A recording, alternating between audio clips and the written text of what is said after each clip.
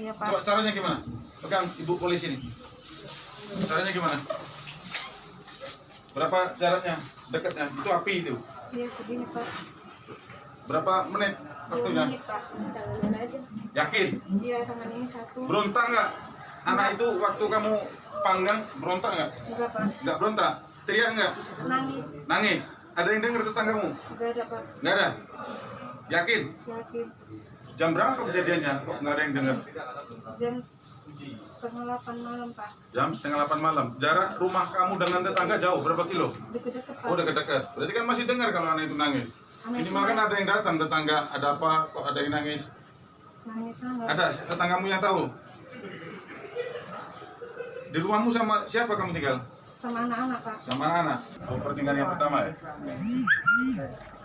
Terus sekarang ini kondisi anak itu gimana?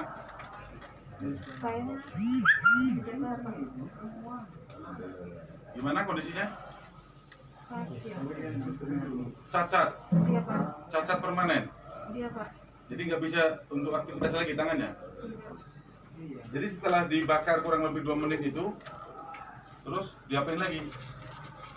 Saya pukul kepalanya, Pak. Pakai apa? Pakai sapu. Pakai sapu. Mana sapunya? Sapunya mana?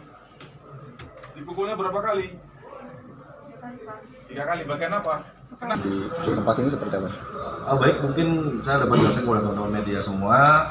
Itu ada kejadian pada saat tanggal 20 November tahun 2019 di tempatnya di desa Sukajaya, Lempasing. Itu ada kejadian seorang anak umur sekitar 10 tahun itu dilakukan penganiayaan terhadap ibu tirinya, yang mana si anak tersebut dipanggang tangannya atau dibakar tangannya kepada kompor yang menyala. Pada saat pertama tangan yang kanan, habis itu tangan yang kiri. Setelah anak itu kesakitan, dibawa ke laut dan direndam di air laut. Tangannya supaya tidak tidak sakit. Alasannya seperti itu. Nah, terus kejadian tersebut dilaporkan oleh bibinya si anak ini, yaitu adiknya almarhum ibu si korban ini, ke Polres Pesawaran. Kemarin sama penyidik oleh Kasat Reskrim juga sudah dilakukan pengamanan atau penangkapan terhadap si tersangka. Saat ini tersangka sudah ada di dalam sel untuk yang mempertanggungjawabkan perbuatannya. Dari hasil pemeriksaan Pak Kapolres mungkin seperti apa motif Pak dari penganiayaan? Kalau motifnya, informasinya jengkel sama suaminya. Nah, jengkelnya apa kita belum tahu. Ya mungkin apa cemburu atau apa, yang intinya jengkel sama suaminya. Itu aja. Tapi ya yang dilampiaskan ya akhirnya si anak tersebut jadi tempat pelampiasannya. Ketika penganiayaan suaminya ada di rumah Bang? Nggak ada.